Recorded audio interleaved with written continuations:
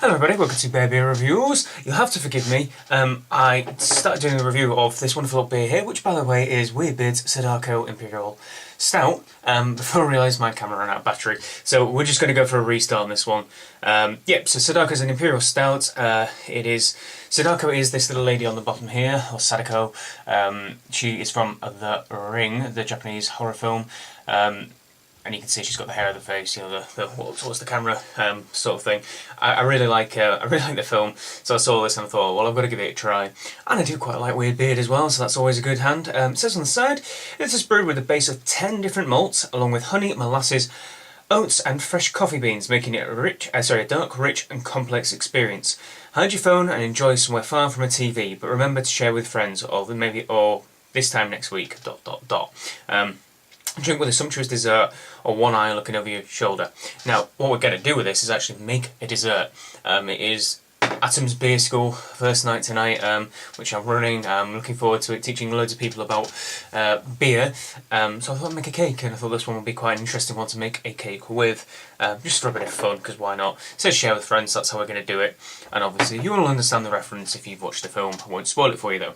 So, when we pour it out, we have a wonderfully pitch black little beer here, not surprised at all, and that gorgeous coffee coloured head that is lacing like a beauty despite the 9.2% ABV that's in it. There are some wonderful little alcohol legs and lacing going on the side of the glass as well. It's a really beautiful beer, really looks good. So yeah, let's get in there and get a good old smell and see what we have. Oh yeah. There is a lovely, lovely roast coffee note in there. It smells kind of like a milky coffee, if I'm totally honest. There's definitely sweetness to it. I can certainly smell oats in it too, that porridgey sweetness. Got lovely coffee in it, and almost a cherry-like note too. That kind of sweet stone fruity experience that I usually get. It smells wonderful. Really just pong whiff in the best possible way it can do. Yeah, it smells fantastic. I'm loving the kind of complexity, and there's loads of different aromas. Oh, it's great. Really smells brilliant. So cheers everyone, let's give it a try.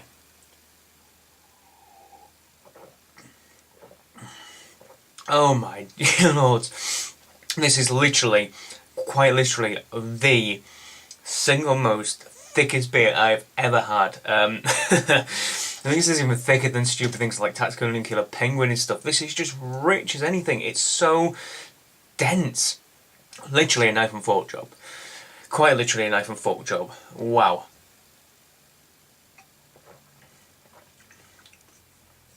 So, this one is actually really, really dry. And really, really roasty and slightly tart towards the back end.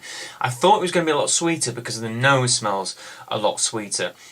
More the kind of sweeter, chocolatey end of it, but this is more like deep, dark, 99.9% cocoa chocolate or something. That really tannic, chocolatey bitterness. You get a little bit of the coffee. It's a very acidic coffee flavour, which is probably always getting that kind of cherry and acidic coffee flavours from. It dries up so much towards the back end that it gets quite sour. It really strips the entire palate.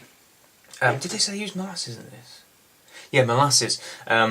Which I'm assuming the molasses, because it's a refined-ish sugar, will have been fermented out really well and helped to dry out the body of the beer a bit. And also because molasses do have that dry, sticky kind of mouthfeel to it.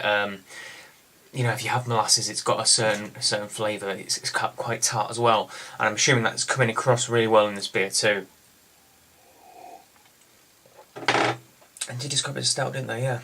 Yeah. Now, whether or not I can taste honey, I'm not entirely sure. But again, honey easily fermented out.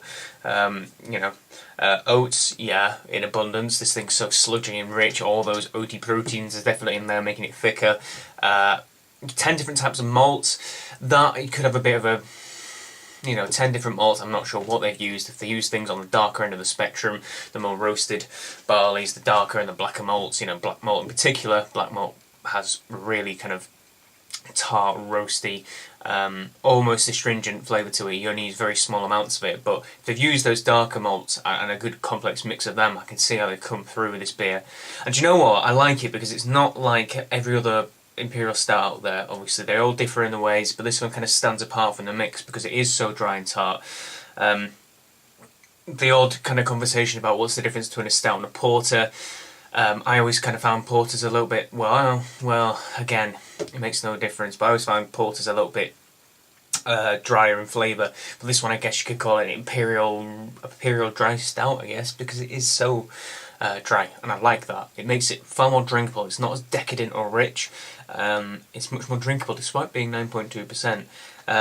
What is it? Hoppy bitterness? No, I don't think it is hoppy bitterness. It's not the same sort of feeling. It's definitely the dark roast astringency, and I actually do quite like it. This will not be for most people. I can already tell it just won't be. But I do. I like it. I think we're going to give it an 8.5 out of 10. It's not one of it's not one of the best Imperial Stouts I've ever had, nor the best one I've had by way of beard, having said that. But it is still great. I'm really enjoying the flavours in this. I like it a little bit avant-garde, a little bit different. I like the fact it's got Japanese on the bottle. I like Japan. It's a nice beer. It is a nice beer. Go out and find it. Go out and try it. You can't go wrong, especially if you like your beers on the drier, the stouts on the drier and roasty side. You'll enjoy this a lot. So, thank you for watching, everybody, and until the next beer review, cheers.